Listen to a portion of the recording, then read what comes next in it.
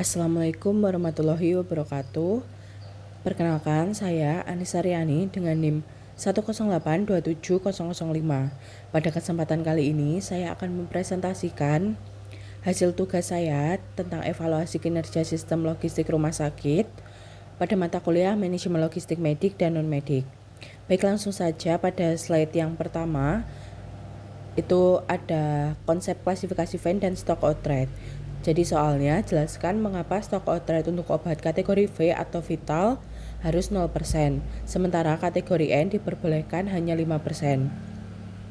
Berikan argumentasi dari sisi keselamatan pasien dan biaya.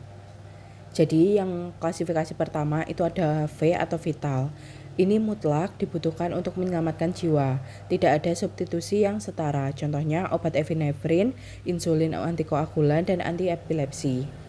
Lalu yang E atau esensial, penting dalam penanganan penyakit signifikan, namun masih ada alternatif terapi lain yang tersedia.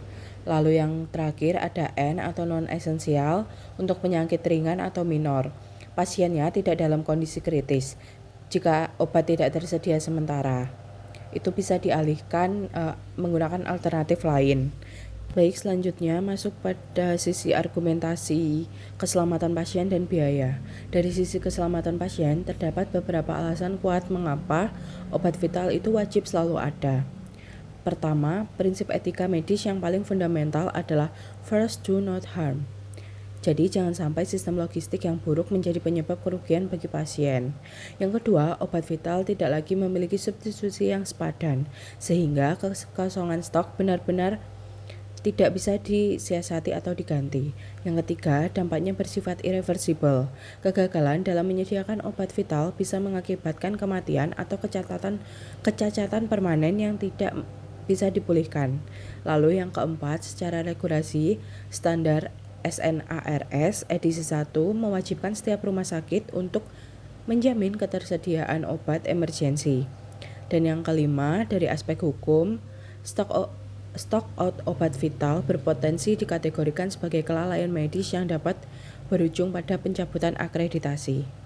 Lalu yang selanjutnya dari sisi biaya atau cost benefit analysis.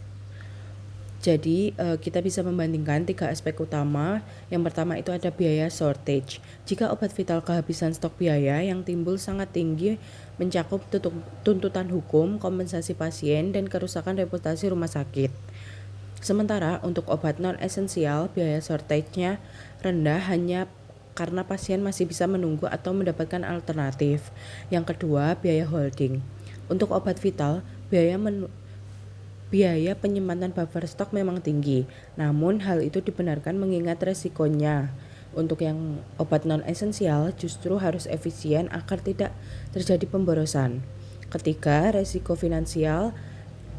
Klaim asuransi dan tuntutan hukum akibat stok out obat vital jauh lebih mahal daripada biaya menyimpan stok berlebih.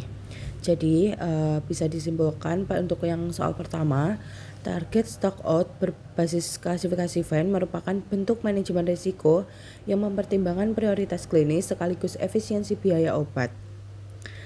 Obat vital wajib 0% karena dampaknya tidak dapat dipulihkan, sementara toleransi 5% untuk obat non-esensial bertujuan menghindarkan dari pemborosan akibat penumpukan stok yang tidak perlu. Baik, selanjutnya kita akan masuk pada soal yang kedua, soal perhitungan. Jadi soalnya RSABC memiliki data tahunan, total distribusi obat keluar 12 miliar, rata-rata persediaan 1,5 miliar, nilai obat kadaluarsa 180 juta, nilai total pembelian 13 miliar. Dari 500 item yang di stok Opname, 400 item sesuai, hitunglah ITR, waste ratio, dan akurasi stok. Baik, yang pertama kita akan menghitung inventory turnover ratio atau ITR. Jadi ITR ini mengukur seberapa cepat persediaan berputar dalam satu periode. Rumusnya adalah total distribusi keluar dibagi rata-rata persediaan.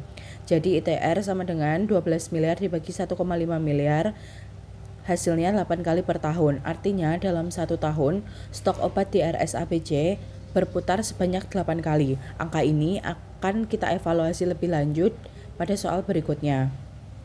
Lalu yang kedua ada waste ratio.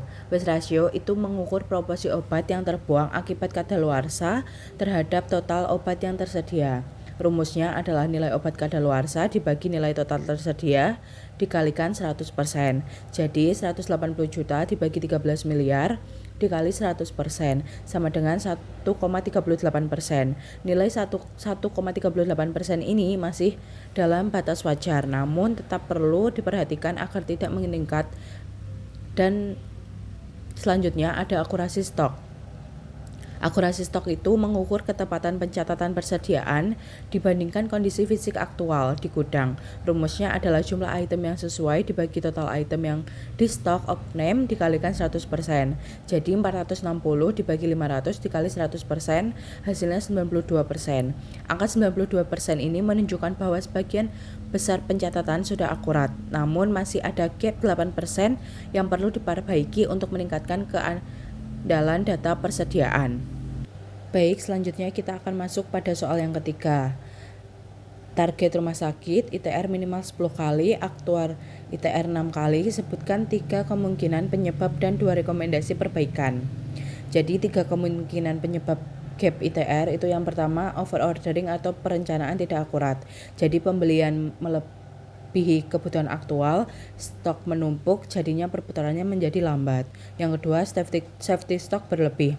Manajemen menetapkan safety stock terlalu tinggi sebagai antisipasi dan kondisi ini menjadi pasokan stabil, namun rata-rata stok meningkat drastis, jadi ITR-nya turun. Yang ketiga, slow moving items atau demand rendah. Item diadakan banyak namun pemakaiannya rendah, tidak ada klasifikasi ABC atau VAN berkala sehingga dead stock terus menumpuk. Lalu selanjutnya 2 rekomendasi perbaikan. Yang pertama itu perencanaan berbasis data atau moving average. Gunakan data distribusi 6-12 bulan terakhir. Tetapkan jumlah dan frekuensi order optimal. Targetkan ITR mendekati 10 kali per tahun. Lalu yang kedua, klasifikasi ABC dan VAN dan identifikasi slow moving items. Yang pertama, identifikasi item pergerakan lambat, kurangi stok maksimum slow moving items. Yang ketiga, pertimbangkan konsinyasi atau titipan supplier. Lalu yang terakhir, laporan ITR per item via SIM-RS setiap bulan. Baik, selanjutnya merupakan studi kasus lapangan. Jadi soalnya, Anda adalah kepala instalasi farmasi rumah sakit.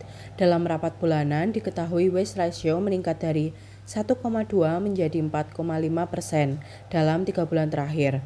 Buatlah rencana tindakan minimal 5 langkah untuk menurunkan waste ratio. Jadi langkah yang pertama itu pada minggu pertama melakukan root cause analysis atau RCA, yaitu adakan rapat dengan tim farmasi menggunakan fishbone diagram Ishikawa, identifikasi penyebab metode penyimpanan, rotasi FIFO, kerusakan cold chain atau over ordering. Lalu pada minggu 1-2 melakukan audit stok dan identifikasi near expiry. Lakukan stock of name menyeluruh dan tandai obat sisa masa pakai kurang dari 3 bulan. Prioritaskan penyaluran ke unit dengan distribusi tinggi. Lalu pada minggu 2-3 terapkan FIFO ketat, revisi SOP. Tegakkan first expiry first out di seluruh gudang. Tambahkan label tanggal kadaluarsa dan verifikasi cold chain. Ini dilakukan 2 kali sehari. Jadi pada minggu 3 dan 4 itu mengadakan pelatihan SDM farmasi mengenai FIFO, penanganan obat termolabil dan pencatatan SIM-RS. Lalu pada bulan kedua itu ada revisi sistem pengadaan berbasis data, konsumsi aktual, kurangi order slow moving items dan terapkan skema konsinyasi. Lalu ini ada tambahan yaitu monitoring KPI dan laporan bulanan ini secara rutin dipantau via website atau dashboard SIM-RS dan melaporkannya kepada direktur atau kepala bidang setiap bulan dengan target penurunan bertahap. Sekian presentasi dari saya. Jadi dapat disimpulkan bahwa sistem logistik pada rumah sakit bukan sekedar urusan administrasi. Ini merupakan soal keselamatan pasien, efisiensi anggaran, dan akuntabilitas pelayanan kesehatan secara keseluruhan. Jadi indikator-indikator seperti stock outrate berbasis VAN, ITR, waste ratio, dan akurasi stok harus dipantau secara konsisten dan dijadikan dasar pengambilan keputusan manajerial. Dengan sistem logistik yang baik, rumah sakit tidak hanya mampu memberikan pelayanan yang optimal, tetapi juga mengelola sumber daya secara bertanggung jawab. Demikian presentasi yang dapat saya sampaikan. Saya ucapkan terima kasih. Wassalamualaikum warahmatullahi wabarakatuh.